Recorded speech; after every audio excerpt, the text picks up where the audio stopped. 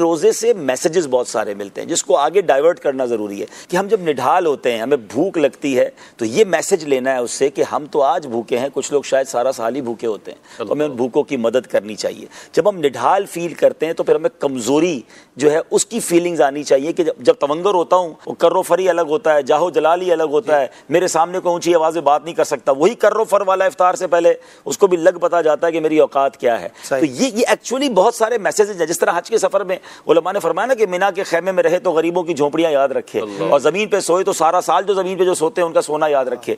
तो एक्चुअली ये हमें सब चीजें याद दिलाता है रोजा।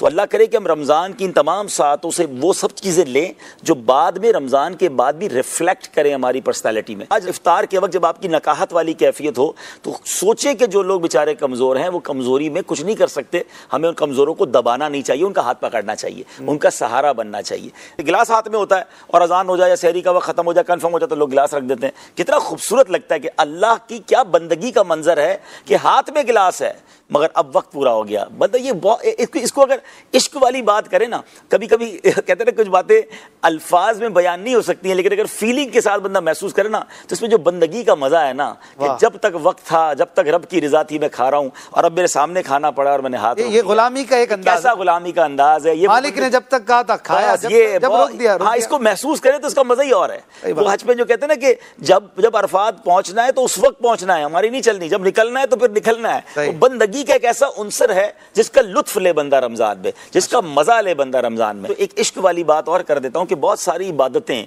जो है वो बुजुर्गों की या अंबिया की, अल्लाह वालों की याद में है। सफ़ा मरवा की बीबी हाजरा की दौड़ लगी थी तो इज़्ज़त इस्माइल के लिए, तो उनकी याद में सई जो है वो कर दी गई हाजियों के लिए, उम्रा करने वालों के लिए। तो आशिकान रसूल के लिए तो यही काफ़ी है कि मेरे आका ने कुछ दिन गारे हिरा में इन दिनों में यूँ समझिए कि गुजारे थे और रात इबादत में गुजारे थे, तो उस याद में हमारे लिए रोज़े रख दिए गए। तो ये महबूब की याद है, गारे हिरा की याद है, नबी पाक की अदा है, तो इसको बंदा अदा करे।